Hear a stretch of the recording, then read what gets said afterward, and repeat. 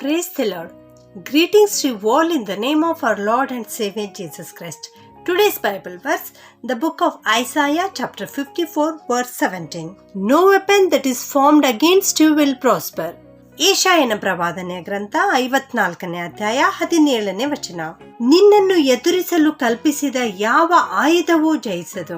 ನಿನ್ನ ವಿರೋಧವಾಗಿ ನಿನ್ನನ್ನು ಎದುರಿಸಲಿಕ್ಕೆ ಯಾರೇ ಏನೆಲ್ಲ ಯಾವ ಆಯುಧಗಳನ್ನು ಕಲ್ಪಿಸಿಕೊಂಡರೂ ಕೂಡ ಅವು ಯಾವುವೂ ಕೂಡ ಜಯಿಸದಂತೆ ನಾನು ನೋಡಿಕೊಳ್ಳುತ್ತೇನೆ.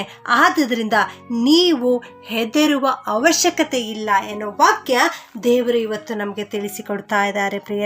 ಕೀರ್ತನೆ 91:7ನೇ ವಾಕ್ಯದಲ್ಲಿ ನಿನ್ನ ಮಗ್ಗಲಲ್ಲಿ 1000 ಜನರು, ನಿನ್ನ ಬಲಗಡೆಯಲ್ಲಿ 10,000 ಜನರು ಸತ್ತು ಬಿದ್ದರೂ ನಿನಗೇನು ತಟ್ಟದು ಎನ್ನೋ ವಾಕ್ಯ ಅಲ್ಲಿ ದೇವರು ವಾಗ್ದಾನವಾಗಿ ಕೊಡ್ತಾ ಇದ್ದಾರೆ. ಹೌದು, ನಮ್ಮ ಸುತ್ತಮುತ್ತಲು ಏನೆಲ್ಲ ಕೇಡು ಸಂಭವಿಸ್ತಾ ಇದ್ದರೂ ದೇವರು ನಮ್ಮೊಂದಿಗಿರುವುದರಿಂದ ನಮಗೆ ಯಾವ ಹಾನಿಯೂ ಕೂಡ ಆಗದು ಪ್ರಿಯರೇ. ಕೆಲವು ಜನರು ತಮ್ಮನ್ನು ತಾವೇ ಅಲ್ಪವಾಗಿ ಎಣಿಸಿಕೊಳ್ಳುತ್ತಾರೆ. ನನ್ನ ಸ್ವಂತದವರೇ, ನನ್ನ ಮನೆಯವರೇ, ನನ್ನ ಕುಟುಂಬದವರೇ, ನನ್ನ ನೆಂಟರೇ, ನನ್ನ ಇಷ್ಟರೇ, ನನ್ನ ಆಪ್ತರೇ, ನನ್ನ ಬಂಧು ಮಿತ್ರರೇ ನನ್ನ ವಿರೋಧವಾಗಿ ಅನೇಕ ದುರಾಲೋಚನೆಗಳನ್ನು ಮಾಡಿಕೊಳ್ಳುತ್ತಾ ಇದ್ದಾರೆ ಎಂಬುದಾಗಿ ಅದರ ಬಗ್ಗೆಯೇ ಚಿಂತಿತರಾಗಿರುತ್ತಾರೆ, ಅದರ ಬಗ್ಗೆಯೇ ಯೋಚನೆ ಮಾಡುವಂಥವರಾಗಿರ್ತಾರೆ. ಆದರೆ ಇಲ್ಲಿ ದೇವರು ಹೇಳ್ತಾ ಇದ್ದಾರೆ, ನೀನು ಕಳವಳ ಪಡುವುದು ಬೇಡ, ನೀನು ದುಃಖಿತನಾಗಿರುವುದು ಬೇಡ. ಯಾಕೆಂದರೆ ನಿನ್ನ ವಿರೋಧವಾಗಿ ಕಲ್ಪಿಸಿದ ಯಾವ ಆಯುಧವೂ ಕೂಡ ಜಯಿಸದು ಎನ್ನೋ ವಾಕ್ಯ ದೇವರು ಹೇಳ್ತಾ ಇದ್ದಾರೆ ಪ್ರಿಯರೇ.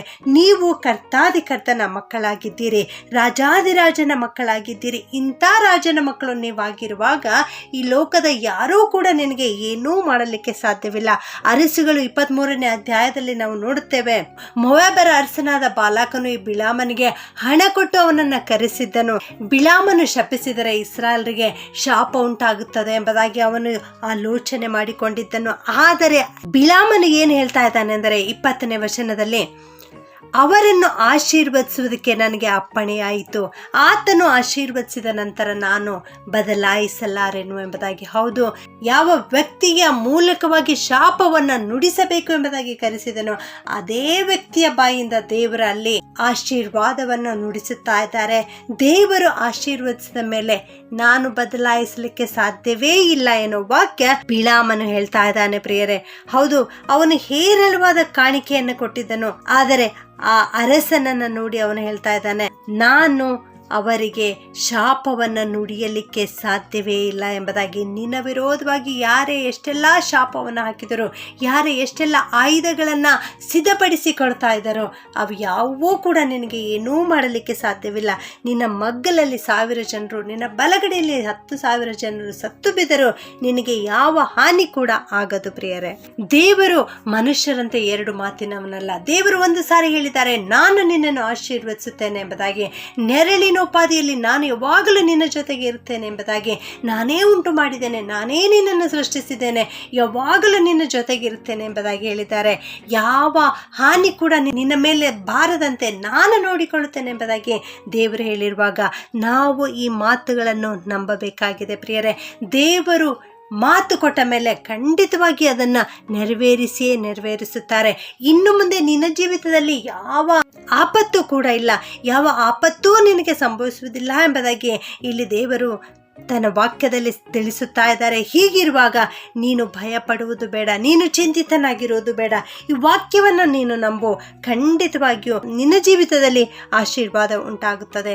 ದೇವರು ಆದಾಮ ಹವ್ವಳನ್ನು ಉಂಟು ಮಾಡಿದಾಗ ಮೊದಲನೇ ಕಾರ್ಯ ಮಾಡಿದ್ದೇನೆಂದರೆ ಅವರಿಗೆ ಆಶೀರ್ವದಿಸಿದರು. ನೀವು ಪರಿಪೂರ್ಣವಾದ ಆಶೀರ್ವಾದವನ್ನು ಅನುಭವಿಸಬೇಕು ಎಂಬುದಾಗಿ ಹೇಳಿದರು. ಎಲ್ಲ ವಿಧದಲ್ಲಿ ನಿಮಗೆ ಸುಖವಾಗಿರಬೇಕು ಎಂಬುದಾಗಿ ಹೇಳಿದರು. ಹೌದು, ನಮ್ಮ ತಂದೆಯಾದ ದೇವರು, ನಮ್ಮ ಪ್ರೀತಿಯ ತಂದೆಯಾದ ದೇವರು, ಆತನು ನಮ್ಮ ಮೇಲೆ ಪ್ರೀತಿಯನ್ನು ಇಟ್ಟಿದ್ದಾರೆ. ಆತನು ನಮ್ಮನ್ನು ಆಶೀರ್ವದಿಸುವಂಥ ದೇವರಾಗಿದ್ದಾರೆ. ಹೀಗಿರುವಾಗ ಯಾವ ಕೇಡು ನಮ್ಮ ಜೀವಿತದಲ್ಲಿ ಬಾರದು. ಆದುದರಿಂದ ಇನ್ನು ಮುಂದೆ ಭಯಪಡುವುದು ಬೇಡ. ಪ್ರಾರ್ಥನೆ ಮಾಡಿಕೊಳ್ಳೋಣ. ಪ್ರೀತಿಯ ಪರಲೋಕದ ತಂದೆಯಾದ ದೇವರೇ, ನಿನಗೆ ಸ್ತೋತ್ರ ಉಂಟಾಗಲಿಕ್ಕಂತಾನೆ ಇಂದು ನೀವು ಕೊಟ್ಟಿರುವ ವಾಕ್ಯಕ್ಕೋಸ್ಕರ ಸ್ತೋತ್ರಪ್ಪ. ನಿನ್ನನ್ನು ಎದುರಿಸಲು ಕಲ್ಪಿಸಿದ ಯಾವ ಆಯುಧವೂ ಜಯಿಸದು ಎನ್ನುವ ವಾಕ್ಯ ಇವತ್ತು ನಮ್ಮ ಜೀವಿತದಲ್ಲಿ ವಾಗ್ದಾನದ ವಾಕ್ಯವಾಗಿ ಕೊಟ್ಟಿದ್ದೀರಿ ತಂದೆ. ಅದಕ್ಕಾಗಿ ಸ್ತೋತ್ರಪ್ಪ.